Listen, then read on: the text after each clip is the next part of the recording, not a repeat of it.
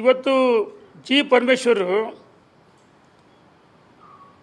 ಮುಖ್ಯಮಂತ್ರಿಗಳು ಯಾಕೆ ಅಪ್ಸೆಟ್ ಆದರು ಅಂತ ಮಾಹಿತಿ ಪಡಿತೀನಿ ಅಂತ ಹೇಳಿದರು. ಅರೆ ಗೃಹ ಸಚಿವರು ಯಾಕೆ ಮುಖ್ಯಮಂತ್ರಿಗಳು ಅಪ್ಸೆಟ್ ಆಗಿದ್ರು ಅಂತ ಕೇಳ್ತಾರೆ. ಅಂದರೆ ಯಾವ ರೀತಿ ಮುಖ್ಯಮಂತ್ರಿಗಳು ಮನಸ್ಥಿತಿ ಒತ್ತಡದಲ್ಲಿ ಬೀಳ್ತಾ ಇದ್ದಾರೆ. ಡಿ ಕೆ ಶಿವಕುಮಾರ್ ಅವರು ನಿನ್ನೆ ಹೇಳಿದ್ದಾರೆ,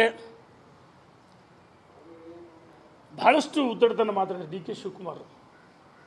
ಎಲ್ಲಿ ಭಾರತೀಯ ಜನತಾ ಪಾರ್ಟಿ ಕಾರ್ಯಕ್ರಮನ ನಡೆಸ್ರಿ, ನಮಗೂ ತಾಕತ್ತಿದೆ, ಎಲ್ಲ ಕಡೆ ಕರೆ ಕೊಡ್ತೀವಿ. ಆಯಿತು ಡಿ ಕೆ ಶಿವಕುಮಾರ್ ಅವರೇ, ದೇಶದಲ್ಲಿ ಅಧಿಕಾರದಲ್ಲಿದ್ದು ಇವತ್ತು ಏನಾಯಿತು?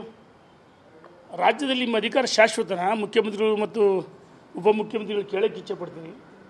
ಏಕೆ ಪ್ರತಿಭಟನೆ ಮಾಡಬಾರ್ದಾ? ನಿಮ್ಮ ಹೇಳಿಕೆಗಳಿಂದ ಯೋಧರಿಗೆ ಅಪಮಾನ ಆಗಿದೆ. ಭಾರತ ಮಾತೆಯ ಮಕ್ಕಳು. ಅಭಿ, ಪಾರ್ಟ್ನರ್ಶಿಪ್ ಫರ್ಮ್ ಸ್ಟಾರ್ಟ್ ಮಾಡಬೇಕಾ ಅಥವಾ ಪ್ರೈವೇಟ್ ಲಿಮಿಟೆಡ್ ಕಂಪನಿ ಸ್ಟಾರ್ಟ್ ಮಾಡಬೇಕಾ? ಕನ್ಫ್ಯೂಷನ್ ಯಾಕೆ? ಒಬ್ಬ ಎಕ್ಸ್ಪರ್ಟ್ ಜೊತೆ ಮಾತಾಡು. ಎಕ್ಸ್ಪರ್ಟಾ? ಎಲ್ಲಿ? ಬಾಸ್ ವಾಲಾ.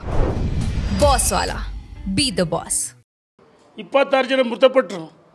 ಅಪಮಾನ ಹೇಳಿಕೆ ಕೊಡ್ತಾರೆ, ಅಪಮಾನ ಮಾಡ್ತಕ್ಕಂಥ ಹೇಳಿಕೆಯನ್ನು ಕೊಟ್ಟಿದೆ, ಖಂಡಿಸಿದ್ರು ಅಷ್ಟೇ.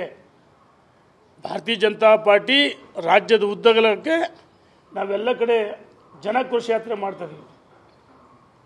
ಇನ್ನೊಂದು 17 ಜಿಲ್ಲೆಯಲ್ಲಿ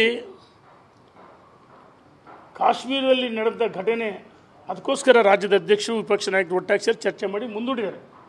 ಬೆಲೆ ಏರಿಕೆ, ಅರೆ ಪೆಟ್ರೋಲ್ ಡೀಸೆಲ್ ದರ ಅತಿ ಹೆಚ್ಚು 700 ರೂಪಾಯಿ ತೆರಿಗೆ ಹಾಕಿದ್ದು ನೀವು. ಕೇಂದ್ರ ಸರ್ಕಾರಕ್ಕೆ ತೆರಿಗೆ ದುಪ್ಪಟ್ಟು ಹಾಕಿದ್ರಿ. ಹಾಲಿಗೆ 9 ರೂಪಾಯಿ ಬೆಲೆ ಏರಿಕೆ ಮಾಡಿದಿರಿ. ಯಾವ ನೈತಿಕ ಹಕ್ಕಿದೆ? ಕೇಂದ್ರ ಸರ್ಕಾರ ವಿರುದ್ಧ ಪ್ರತಿಭಟನೆ ಮಾಡೋಕ್ಕೆ ನಿಮಗೆ ಯಾವುದೇ ನೈತಿಕ ಹಕ್ಕಿಲ್ಲ. ಮುಖ್ಯಮಂತ್ರಿಗಳೇ, ಡಿ ಕೆ ಶಿವಕುಮಾರ್ ಅವರೇ, ಭಾರತೀಯ ಜನತಾ ಪಾರ್ಟಿ ಕಾರ್ಯಕರ್ತರು ಬಳೆ ತೊಟ್ಕೊಂಡಿಲ್ಲ. ಭಾರತೀಯ ಜನತಾ ಪಾರ್ಟಿ ಕಾರ್ಯಕರ್ತರು ಎಲ್ಲಕ್ಕೂ ನಾವು ಸಿದ್ಧವಾಗಿದ್ದೀವಿ. ಪರಮೇಶ್ವರ್ ಇನ್ನೊಂದು ಹೇಳಿದ್ದಾರೆ,